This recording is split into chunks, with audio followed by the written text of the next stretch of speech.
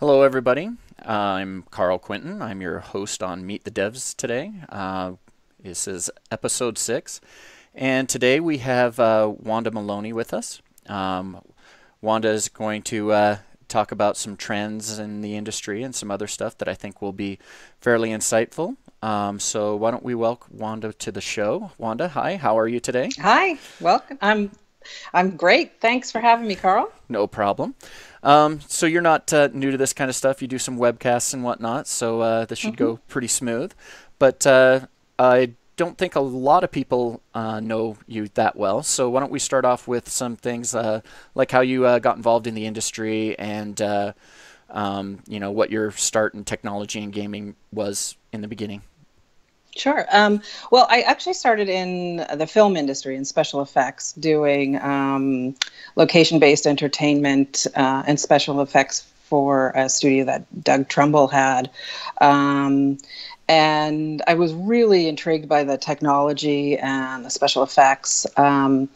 And ended up in San Francisco and working with a small boutique research firm where we were tracking graphics technologies. So I was kind of the first one that sized the tools market Mm-hmm. for animation and rendering and game engines, but also looking across like multiple industries, film, video, worked with military simulation companies, sort of across the board, wherever you'd find sort of graphics So, and like, what development. kind of tech were you dealing with for rendering graphics and stuff when you started doing Well, stuff? looking at the tools, that's changed so much in the last 15 years. The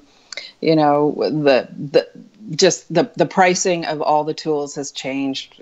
At Mm-hmm. one point, tools were over $100,000, and game engines were $1 million, Right. or you had to like build your own, which still cost $1 million. So where we are today is that so much of that has really um, shifted. The barriers of entry have come down to nothing. It's really just more the learning curve on the tools. The tools are readily available. The Mm-hmm. platforms are readily available. It's more just a question of learning. Right. So we're into today's stuff. So what are you currently doing today? Like, what's your expertise and role, and what are you doing in the industry now? Yeah, so I have a market research firm. We do reports on the games industry, immersive technology, sort of what's happening on a platform level, and also the tools that are being used.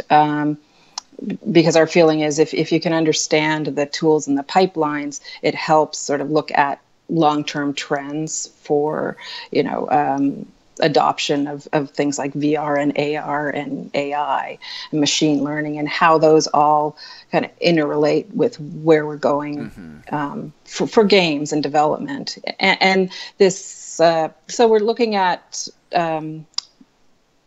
reports that we're doing developer surveys to determine, what platforms developers are using, what tools, again, really to help map out the industry, like where are we going, how big is the market. My clients have tended to be sort of the larger platform companies, the Mm-hmm. Intel, Qualcomm, Adobe, So would you Autodesk. say you're focused on the games industry, or just because your background, you kind of have a broader footprint to bring information about the games industry to other companies who have a broader focus, like Intel's and Qualcomm's, who aren't solely focused on the industry but can learn from the industry as well? Yeah, it's a bit of both. When I started, it was broad. It was sort of very horizontal, looking at graphics and tools across all the different industries. Over time, the innovation was certainly squarely focused on the games industry. Whatever was happening from a technological standpoint in terms of pushing platforms was all games. If you look at PC adoption, if you look at mobile adoption, what was driving those at a consumer level were really games. Right. I think that's going to be the case for some of these next gen platforms as well. So for me, I really dived at that point into sort of games and what was going on. I also became I'm on the board of the Open Gaming Alliance, which is a trade organization that helps to support the games industry from a technology standpoint. And so now I think what we're seeing is, partially because of the game engines and more the real-time capabilities with, faster computers and GPUs, that we're seeing this crossover between film and games. So it's sort of all coming back around again.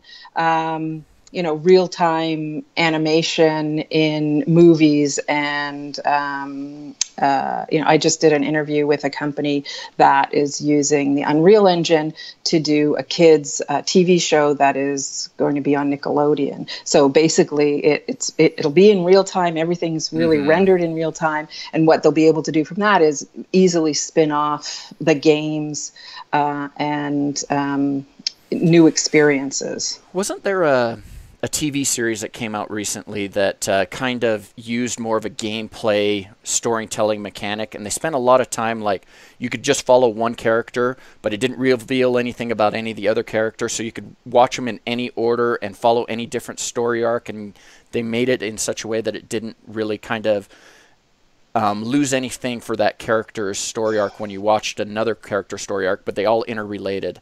Have you heard about that? Well, I think that's pretty much where a lot of these are going. And I think from a studio perspective in LA, that's definitely what I'm seeing is that all of the studios are setting up interactive divisions specifically to do that, to kind of you got pick your story and follow the story you want to engage in instead of having the story spoon-fed to you. Exactly. Right, and that's kind of a traditional game-telling way of looking at it, and so the other media coming into that is really very interesting, and it seems like it's a complexity that video game designers have dealt with for a long time that script writers are now having to take on a little more too with these TV series. The reason I brought it up is I remembered reading an article about how difficult it was for these scripts to work well together without, destroying any of the other parts of things that they were trying to do together. So yeah, and it's totally. I mean, if you think about it, they're very different modes for storytelling. One is very linear, and the other one is completely fragmented and fractured and real time. And so, how do you? I mean, that's where I in LA, I really see this convergence happening more than anywhere. And then when you overlay, esports and VR and AR, all of these things just kind of add to.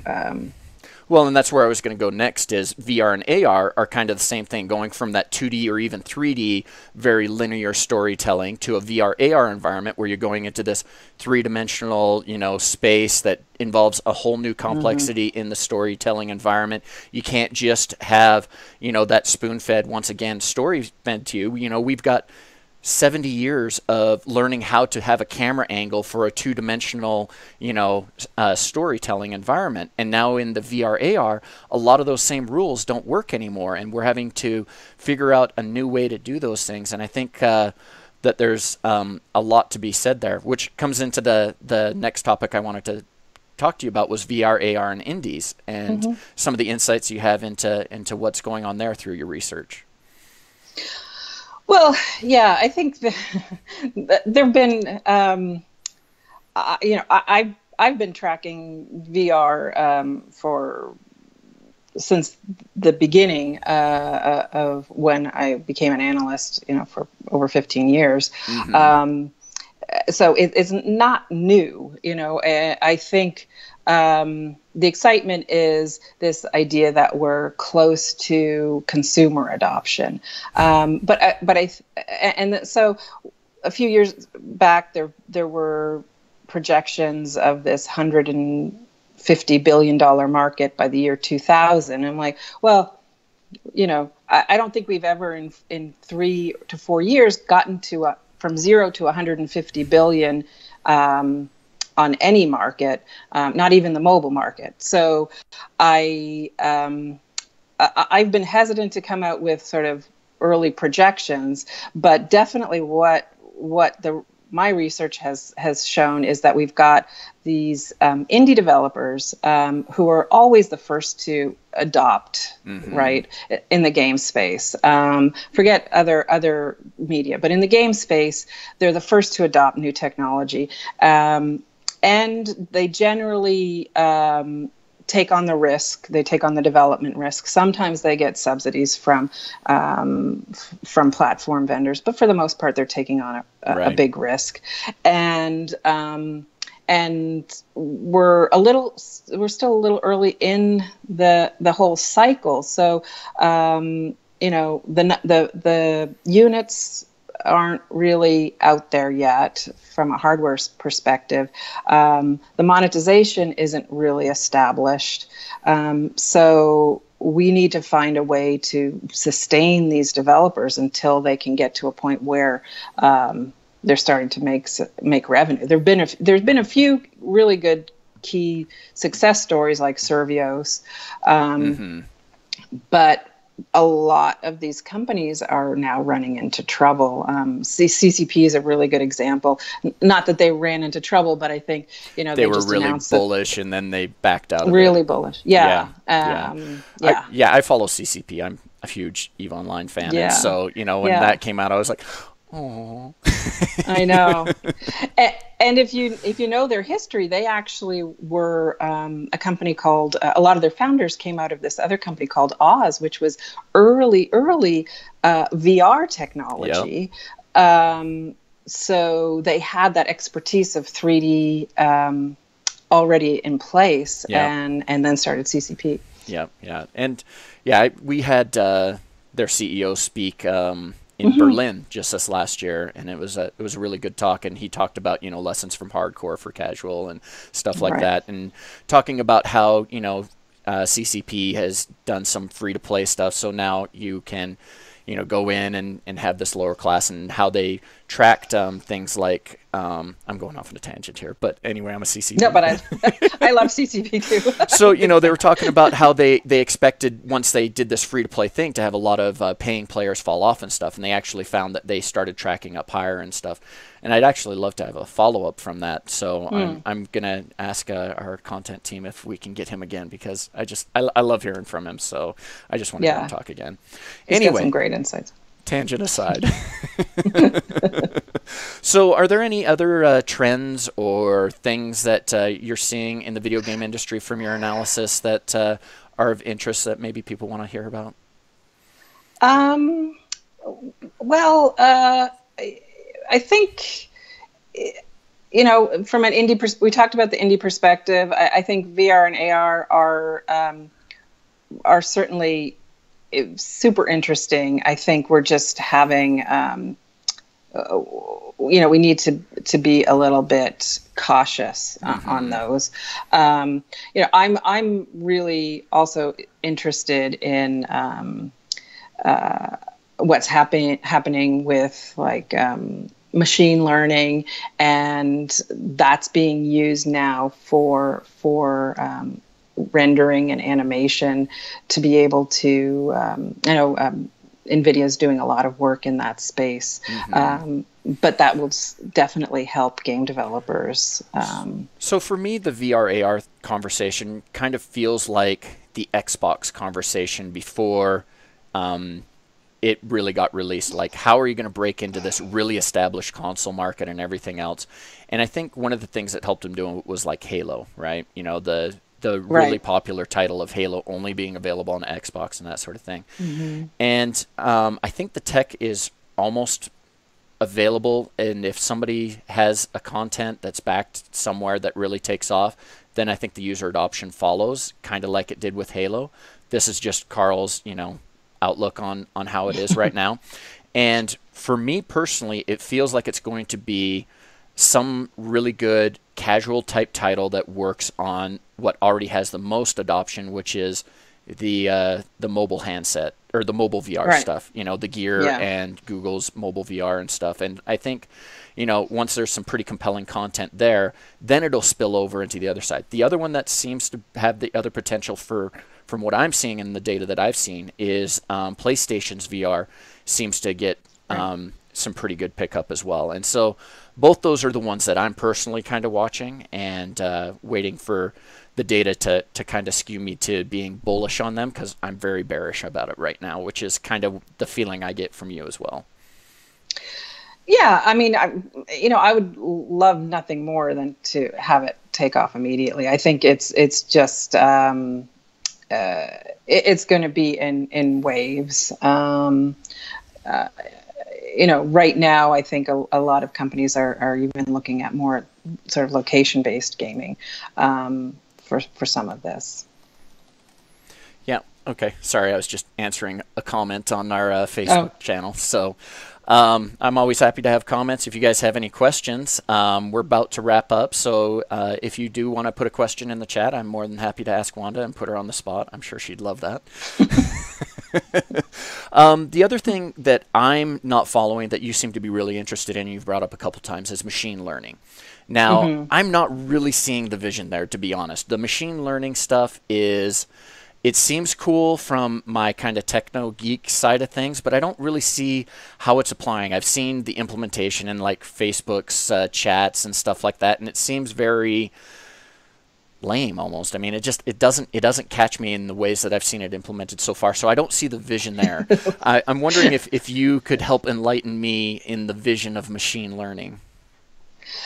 Well, I mean, I think the stuff that is sort of Facebook focused is sort of the very bare minimum. I think, more from when you're looking at sort of higher level graphics, the machine learning component